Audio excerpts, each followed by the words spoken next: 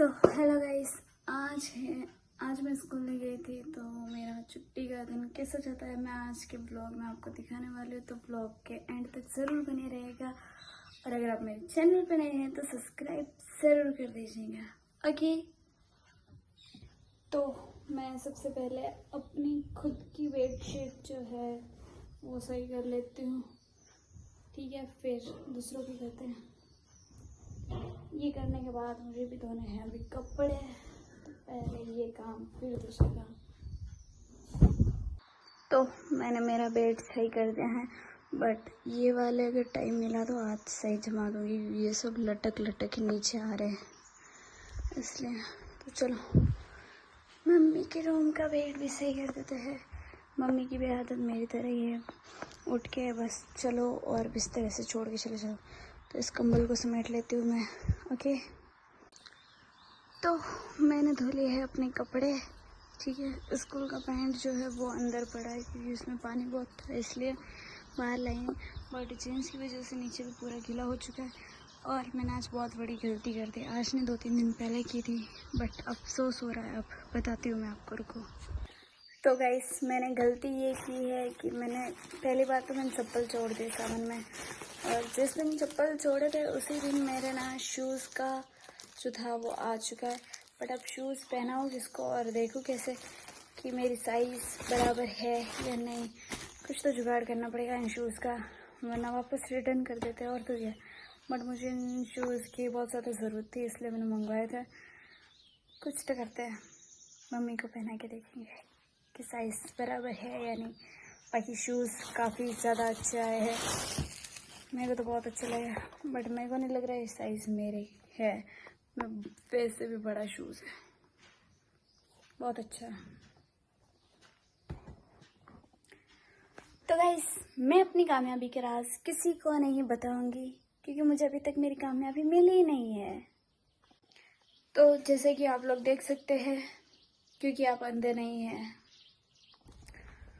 तो बहुत भयंकर वाली धूप जो है वो हो रही है। फिर भी मैं आई हूँ वाड़े में भैंस को पानी पिलाने के लिए और चप्पल भी नहीं पहनने के लिए, क्योंकि चप्पल मैं छोड़ चुकी हूँ। कहीं पैर में कांटा वगैरह छुप गया तो जय हो, जय बाबा की। ये रहा लौकी का उस दिन मैं बोल रही थी आलड़ी, ठीक है। पानी पिलाते हैं भैंस को, हाय कर दो, हाय। तो मेरी भैंस पानी पी रही है, तब मैं कुछ सवालों के जवाब देना चाहूँगी। मुझे यूट्यूब पे 2-3 लोगों ने पूछा था, नहीं मतलब पूछा तो बहुत लोगों ने था, अलग अलग वीडियोस पे कमेंट किए थे कि आप कौन सी क्लास से हो, कौन सी क्लास से। तो भाई मैं 12th क्लास से हूँ, ठीक है। और भी कुछ कमेंट था, मैं देख के आती हूँ, रुको। तो दूसरा कमेंट ये था कि आप लोग कितने भाई बहन हो। तो गाइस, हम लोग सिर्फ और सिर्फ 3 भाई बहन हैं। पहले हम लोग थे कितने, 4 थे, अब हम 3 ही हैं। एक ही स्टोरी हम नहीं बता सकते बस। और अगर किसी को कोई बात जाननी हो तो वो मेरे यूट्यूब पे कमेंट्स कर सकता है, मैं उनके हर कमेंट का जवाब दूंगी। और एक मेरा जवाब है कि मैं मेहनत करके ज़िंदगी नहीं जी रही हूँ भाई, मैं सांस लेके ज़िंदगी जी रही हूँ, ठीक है।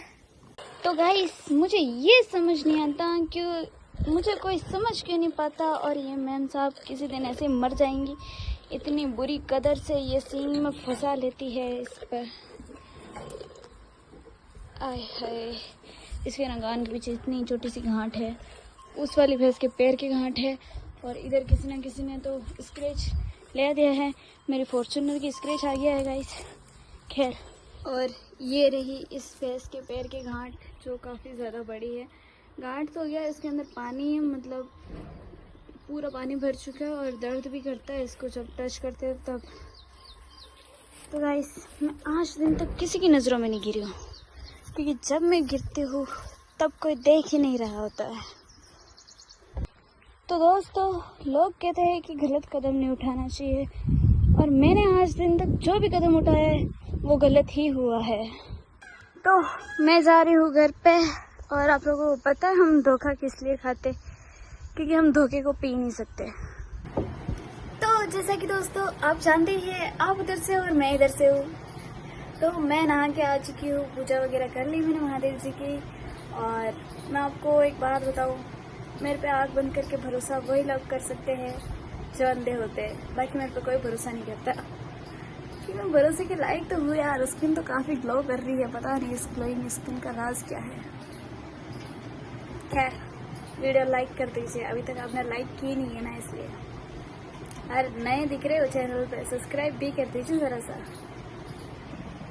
तो दोस्तों मैं सुबह से देख रही हूँ मेरे फीड में एक ही रील चल रही है, पता नहीं आपके वो आ रही है या नहीं आ रही है। मतलब जो 2 कपल थे, एक कपल ही थे, मतलब जो उस लड़की के घर वाले माने नहीं तो उन दोनों को ना जिंदा दफना दे रहे हैं। इससे अच्छा तो यही होगा कि लड़की को पसंद है कोई लड़का तो उसकी शादी करवा दे, यहाँ तक कि समाज के बारे में ना सोचे, क्योंकि बेटी आपकी है, बचपन से लेके बड़ी आपने की उसे, खर्चे आपने उठाए उसके सब। तो ऐसे समाज वालों की बातों में आके अपनी बेटी को मारने से बेहतर है उसकी पसंद के लड़के से शादी करवा दे, ताकि वो भी खुश, आप भी खुश। उसकी पसंद का लहंगा और उसकी पसंद का दूल्हा बहुत कम लड़कियों को मिलता है। तो बेटी की मौत देखने से अच्छा है कि उसकी पसंद के लड़के से शादी करवा दे, ताकि वो खुश रह सके ज़िंदगी में। ऐसे किसी बेटियों को मारना अच्छी बात नहीं होती है। मेरे को वो रील देख के बहुत ही ज़्यादा बुरा लग रहा है। आई होप ऐसा और किसी के साथ ना हो कभी। घर वाले हैं, समझाना चाहिए, अच्छे से समझ जाए तो बढ़िया बात है, वरना फिर उस जिद को छोड़ देनी चाहिए अपने। बट ऐसे घर वाले बाद में मारते, यहाँ तक की नौबत नहीं आनी चाहिए कि अपने माँ बाप है जो अपनी बेटी को मार रहे हैं, कोई तलवारों से काट रहा है, कोई ज़मीन में दफना रहा है जिंदा। बहुत बुरा हुआ उन दोनों के साथ। तो ठीक है दोस्तों, मैं सो जाती हूँ थोड़ी देर, 2-3 रील्स वगैरह बना लेती हूँ फिर। ठीक है, बाय बाय, मिलते हैं शाम को। ओके। तो जैसा कि आप लोग जानते ही है, जो मेरा व्लॉग रोज़ देखते हैं, कि ये ड्यूटी मेरी और मम्मी की रोज़ की है, ये काम हमें रोज़ करना ही पड़ता है।